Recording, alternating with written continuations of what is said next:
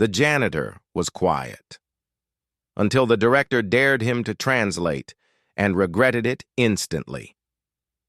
The office building was always busy. Phones rang, people shouted over meetings, the sound of typing never stopped. But in the middle of all that noise, there was one person who stayed quiet: the janitor. His name was Mr. Karam, but no one really used it. They just called him the janitor. He was old, maybe in his 60s. His back was a little bent, his hands always in gloves, and his eyes, they looked tired, but sharp. He cleaned floors, emptied bins, and moved through the halls like a ghost.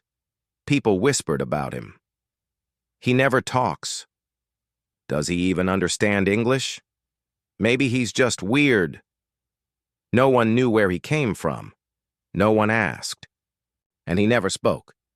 The only person who really seemed to notice him was the director, Mr. Mehra. He was the kind of boss who liked power. He wore expensive suits, spoke loudly, and loved being the center of attention. To him, Mr. Karam was invisible, just a poor man with a mop. One Monday morning, something strange happened. The director walked into the main meeting room holding a document. "This," he said loudly, "came from our new international client. It's in a language I don't even understand." He laughed. A few employees chuckled nervously. "This is why I don't trust foreign partners," he joked, shaking the paper. "They send stuff like this and expect us to agree." Mr. Karam was nearby, cleaning the glass windows. He paused. His eyes moved to the paper. Just for a second, the director saw it.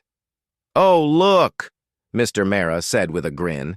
"Even the janitor's curious." Everyone laughed. The janitor didn't say anything. He kept wiping the glass, slowly. Mr. Mehra smirked.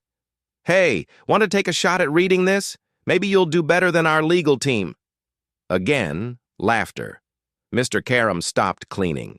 He turned around, slowly, and looked at the director. His face was calm, his eyes cold. Something changed in the room. "Come on," the director said, walking over and holding out the paper. "Translate this, old man." There was silence. Mr. Karam took off one glove. He walked to the table. People watched, half expecting him to walk away. But he didn't. He reached out and took the document. The director raised an eyebrow. "You can read it?" Mr. Karam didn't answer. He looked at the paper. His lips moved slightly. Then, in a voice soft but clear, he began to read, not in English, but in the foreign language written on the page. Everyone froze. The janitor's voice was fluent, smooth, exact. He wasn't just reading the words, he understood them. After a few lines, he stopped. He looked at the director. "This contract," Mr. Karam said calmly, "says that if you agree to their terms, you lose 40% control of your own company." Gasps filled the room. "What?" "The director," said, grabbing the paper. "That's not—" Our translator said. Mr. Karam stepped back. "Your translator missed the hidden clause in Section 3. It was written to trick you. But I've seen this trick before." People looked at each other. Who was this man? The director's face turned red. "How do you know that?" Mr. Karam didn't answer. He turned, put his glove back on, and walked toward the door. One intern whispered, "I think he just saved the company." Another employee said, "I thought he didn't speak English." Outside the meeting room, Mr. Karam picked up his mop and continued cleaning like nothing happened. But something had happened. From that moment on, people looked at him differently. They didn't just see a quiet janitor anymore. They saw a man with secrets, a man who knew more than he showed, a man who could no longer be ignored. And as the director stood frozen with the contract in his hand, one thought ran through his mind. Who is he really? And what else does he know? He was just the janitor, until he spoke fluent words that silenced the room. The office buzzed with whispers after the meeting. No one could believe what had just happened. The janitor, Mr. Karam, the man who never spoke, never smiled, and never looked anyone in the eye, had just exposed a lie in a foreign contract that even the company's legal team missed. People who had ignored him for years were now watching him from behind their screens. They didn't laugh. They didn't whisper insults anymore. They were curious, maybe even afraid. But no one was more shaken than Mr. Mehra, the director. He slammed his office door shut. How did he know that? He asked himself, pacing. Where? Did he learn that language? And why didn't he say anything before? He called the legal team again. Check that contract, and this time do it right. Outside, Mr. Karam moved through the hallway with his mop. Quiet as always. Calm, but something in his posture had changed. He walked straighter now, like a weight had been lifted. Or maybe a mask had been removed. In the break room, a group of employees talked. He was perfect, said Ria, one of the junior accountants. Like, fluent, not even one mistake. I looked it up, said another. That language is from Eastern Europe. He didn't just read it, he understood the legal terms. But why is he working here as a janitor? Someone asked. No one had an answer. That evening, when most people had left the building, the intern named Neha stayed behind. She had seen something in Mr. Karam's eyes, something deep, like sadness and wisdom mixed together. She decided to follow him, quietly. Mr. Karam was on the top floor, alone, cleaning the hallway outside the archives room. Neha hid behind a wall and watched. He pulled out a small key from his pocket and opened the dusty file room. She thought janitors weren't allowed in there, but he walked in like he belonged. Inside, he searched through old files like he knew exactly where to look. Neha took a quiet step closer. She saw him take a folder marked 1999, confidential, and open it. His hands stopped on a photo inside. It showed a younger man, sitting at a university table. He had the same sharp eyes, same quiet look. It was him, Mr. Karam. But not as a janitor. He wore a professor's badge. Neha's eyes widened. He was a teacher? A scholar? Suddenly the old man spoke, not to her but softly to the photo. They ruined it all, took everything I had. But they didn't take what I know. Then he closed the folder and placed it in his coat. Neha stepped back quickly before he noticed her and ran down the stairs, her heart pounding. The next morning, whispers spread faster than ever. Everyone was talking about him. By 9 a.m., Mr. Mehra had called in the HR head, 2 board members, and the IT manager. I want his records, he said. Everything. Where he's from, what he's done, why he's here. But nothing came up. No. School records. No work history. Nothing beyond the past 6 years, said HR. It's like he just appeared. Mr. Mehra frowned. No one just appears. Downstairs, Mr. Karam continued working as usual. But now, every eye followed him. Every whisper grew louder, and every step he took echoed with the weight of a question no one could answer. Who was this man? Before he became the janitor, and more importantly, why is he here now? He had no records. No past, but one photo changed everything. Mr. Karam, the quiet janitor, had become the mystery of the entire building. The man who once walked like a shadow was now the center of every conversation. People no longer looked through him. They stared, they whispered, they wondered. But no one dared ask him anything, and Mr. Karam, he stayed silent just like before. But Neha, the young intern who followed him into the archive room, couldn't forget what she saw. That old photo. That professor badge. The words he had whispered. They ruined it all. Something inside her told her this wasn't just a janitor with a secret. This was a man with a story, maybe a painful one, a forgotten one. That evening, after work, she stayed late again. She went back to the archive room. This time she didn't follow him. She searched alone, and she found the file. 1999. Confidential. She opened it with shaking hands. Inside were newspaper clippings, old papers, and one photograph. The same photo of Mr. Karam, but younger. He looked proud, standing in front of a university podium. The clipping said, Dr. Karamveer Singh to represent India at Global Languages Conference, Geneva. Respected linguistics professor set to speak on language manipulation and decoding. Neha sat down hard. Dr. Karamveer Singh? A world-level professor? Why is he cleaning floors now? She read more. A second article dated 1 year later said, University fires professor over espionage allegations. Authorities suspect Dr. Singh of sharing sensitive documents with foreign groups. No charges were filed, but career ended. Her hands trembled. He wasn't just forgotten. He was erased. Suddenly, she heard a sound behind her. She turned quickly.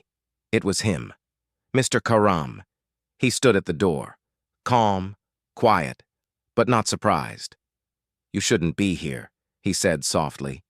I'm sorry, Neha said. I had to know. He walked inside slowly and looked at the open file. I knew someone would find it eventually, he said. It was just a matter of time. Neha didn't speak. He picked up the old photo. I was a professor once. I taught language, patterns, codes. I spoke 10 tongues, and read 10 more. She nodded slowly. What happened? Mr. Karam looked at her for a long moment.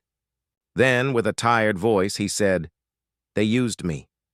I was sent to decode enemy messages. But when I found out the truth about our own side, they called me a traitor. I didn't steal secrets. I tried to reveal them. He looked away. They destroyed my name, took my job, my family left, my home disappeared. And I became no one. Neha's throat tightened. But why work here? She asked. Why hide for all these years? He gave a weak smile. Because knowledge is dangerous, but silence is safe. Then he turned to leave. But Neha spoke up. You saved the company from a trap. You helped us. You still matter. He stopped at the door. Not everyone thinks so, he said, especially your... He wanted to bury the truth, but the janitor held the shovel. Director Mehra sat alone in his office long after midnight. The lights were off. His laptop screen glowed with a photo, the same one Neha had found. A younger Mr. Karam stood tall. At an international conference, Dr. Karamveer Singh, linguist, codebreaker, genius, and now, janitor. Mehra clenched his jaw. How did I not know? He whispered. How is he under my nose for 6 years? He pulled out a printed report. It was everything his private investigator had dug up in just 24 hours, but one page had red ink across it. Classified, access denied. There were things even he wasn't allowed to see. That's what scared him the most. Downstairs, Mr. Karam worked silently. He didn't need to guess what was coming. He had seen fear like this before, in government offices, in academic councils, and now in corporate halls. He had exposed something in that foreign contract, a deal worth millions. And that wasn't just a mistake. It was a trap. One that would have cost the company everything, and someone had set it up on purpose. That morning, Mehra called a meeting with his top executives only. Neha wasn't invited, but she listened through the wall outside the conference room. This man, Mehra said, pointing at the photo of Mr. Karam, is more than a janitor. He's a threat. He knows languages, codes, and systems better than most of us. Someone asked, so what do we do? Fire him? Another said. No, Mehra said coldly. That would make it worse. He'd talk. He could ruin us. So? We watch him, Mehra said. We isolate him. No access. To files, no freedom to move. If he makes one mistake, we end it. Inside his supply closet, Mr. Karam already knew. He had seen the cameras being moved. He had noticed the access pass no longer worked on certain doors. They were watching him now, and that told him something important. They had something to hide. Later, that day, Neha came to find him. "They're afraid of you," she whispered. He nodded. "They should be." She hesitated. "Do you still have the contract file?" Mr. Karam's eyes narrowed. "Why?" "Because someone is lying," she said. "And if we follow the trail, maybe we'll find out who tried to destroy this company. And you." He looked at her for a long time. Finally, he said, "Meet me in the records room. Midnight. Come alone." At exactly midnight, Neha sneaked into the cold, dark archive room. Mr. Karam was already there. He had a box of papers, old contracts, letters, memos. "I kept copies," he said, "all these years. I knew. One day the truth would rise again." They laid the papers out on the floor. Side by side. Neha read them. "Wait. These are from 10 years ago.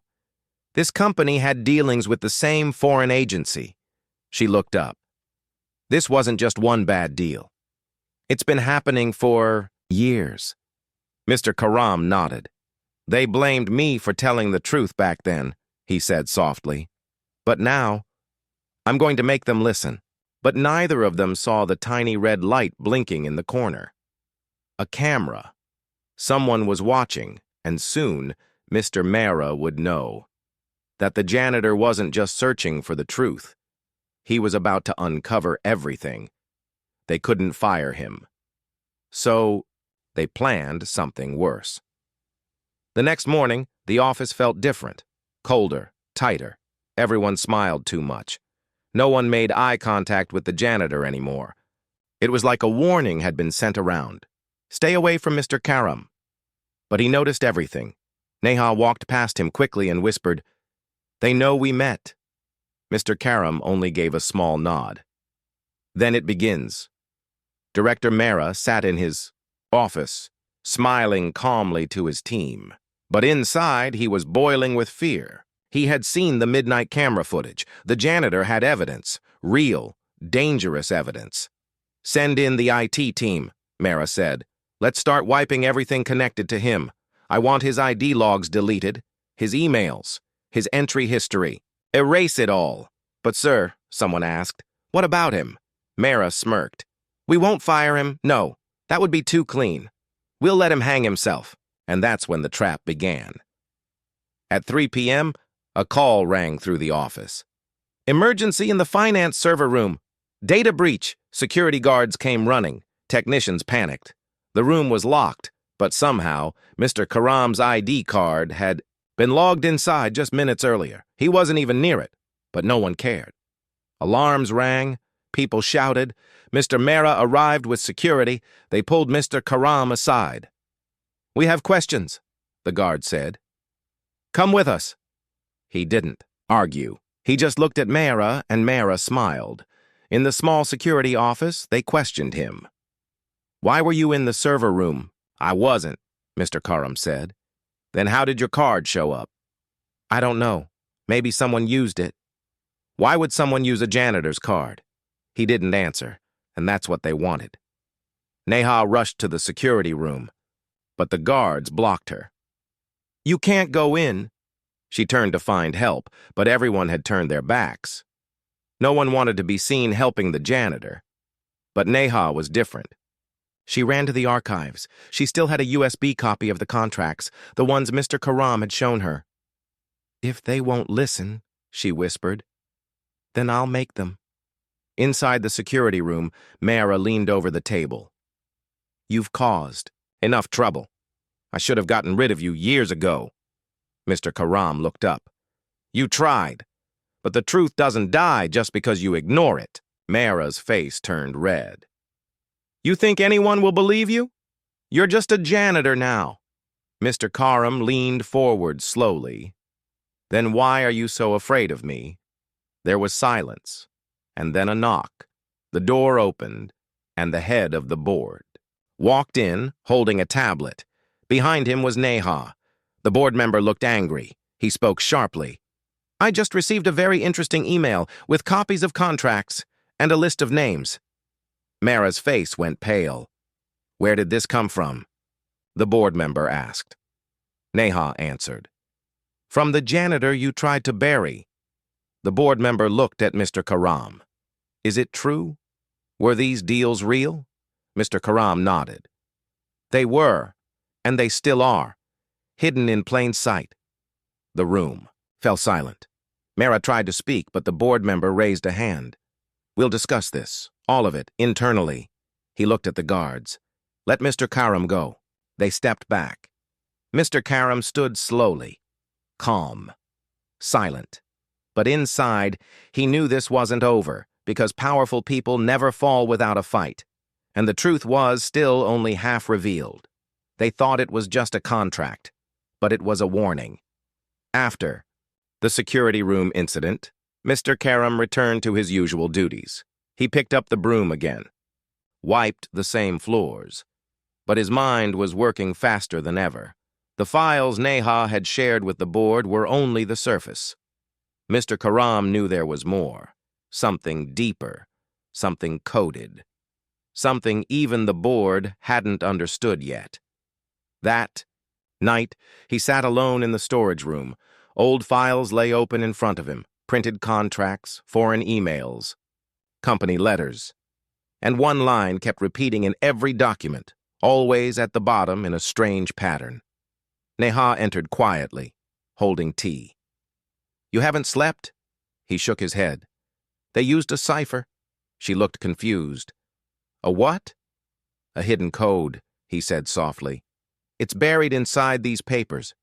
Not just words, but symbols, patterns, phrases repeated in strange ways. It's not a contract, it's a message. Neha sat beside him. What kind of message?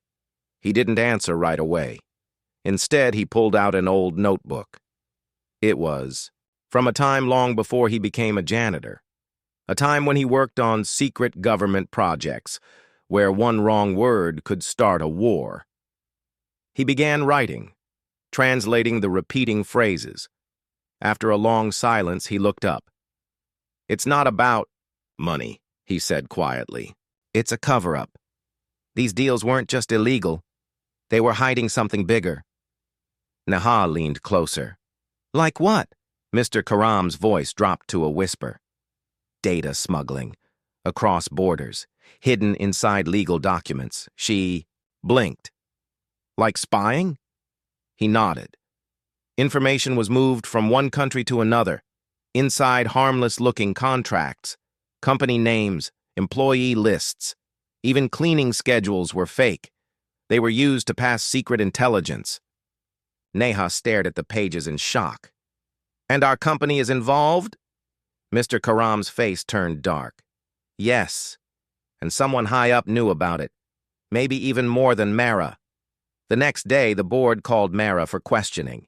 He looked tired, nervous, angry. You're blaming a janitor over made-up stories? He snapped.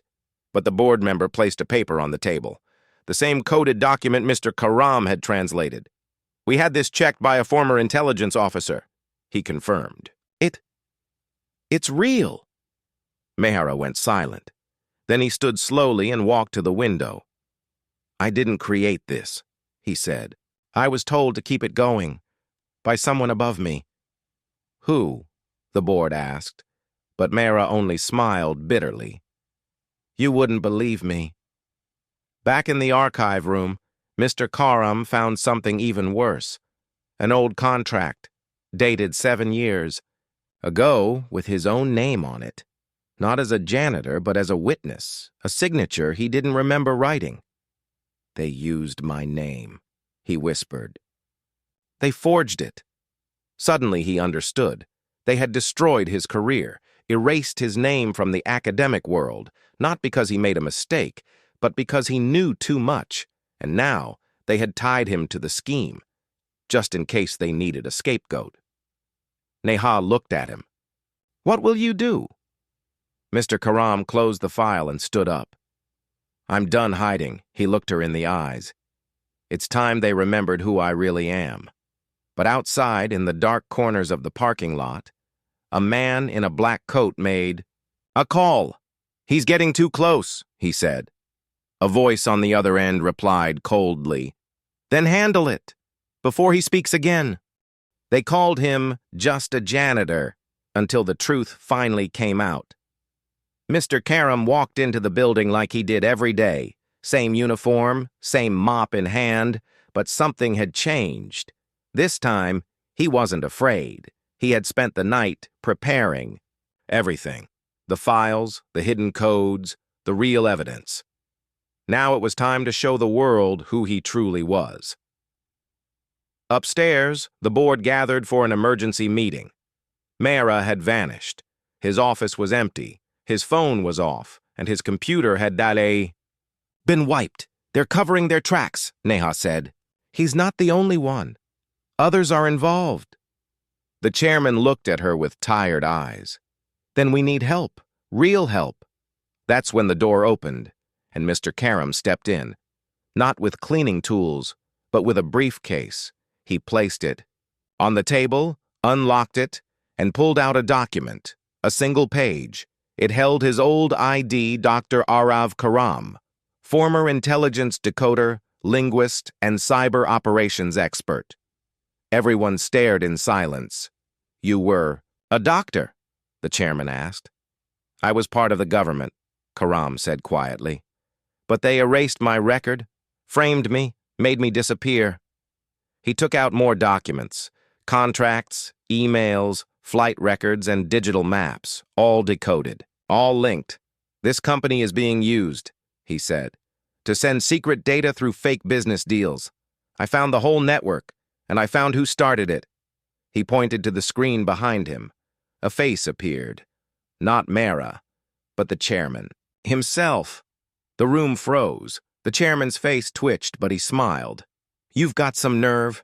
"I've got proof," Mr. Karam said. Neha stepped beside him. "So do I." Security entered, but not to arrest Mr. Karam. They stood behind the chairman. "Sir," one of them said, "you're under investigation." As the chairman was led away, he turned and said coldly, "You don't know what you've started, Karam." But the janitor, "No, Dr. Karam," simply replied, "I'm just cleaning up, like always." Outside, as the sun rose, staff gathered in silence. The news spread. Fast, the janitor wasn't just a janitor, he had been a hero, a silent guardian, a man who watched everything until the moment he struck. Reporters called. TV vans arrived. Everyone wanted to know one thing. "Who is he really?" Neha answered with a smile. "He's the man who saw the truth while sweeping the floor. The building is clean, but the war has just begun." The news spread fast across the city. The quiet janitor, Mr. Karam, was not who people thought he was. Reporters waited outside the building. Papers called him the man who watched silently. TV channels showed his old photo, sharp eyes, calm face, holding a broom like a sword. But inside the building, Mr. Karam continued his work. He swept the floor like always, mopped the corners like he had for years. People nodded to him with new respect. Even those who once ignored him now whispered, "That's him." Neha stood beside him, watching.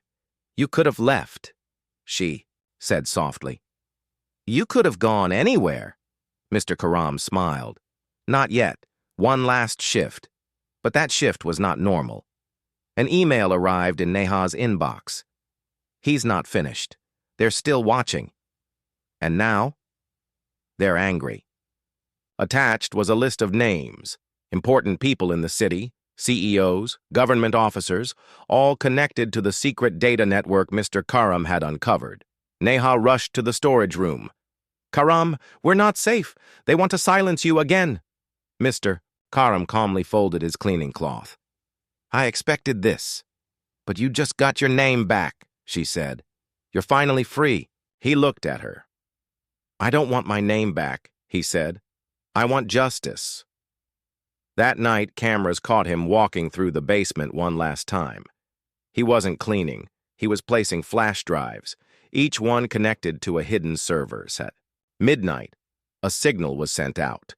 Every corrupt file, every secret code, sent to the national press, law offices, and intelligence agencies. When the world woke up, everything had changed. The next morning, Mr. Karam didn't report to work. His locker was empty. His broom stood in the corner. A note was left on the desk. The job is done. For now. Dr. Arav Karam weeks passed. The company was taken over by the government. Arrests were made. Big names fell. But one question remained. Where did Mr. Karam go? Some say he left the country. Others believe he works in another building. Now, watching, cleaning, waiting. Neha received one final letter. Inside was a photo. A small village school, children laughing, and a man in a janitor's uniform smiling as he swept the floor. The message read, "Even the smallest job matters. When you do it for the right reason." Final scene. A new janitor enters the building. He looks young, nervous. The manager hands him the uniform.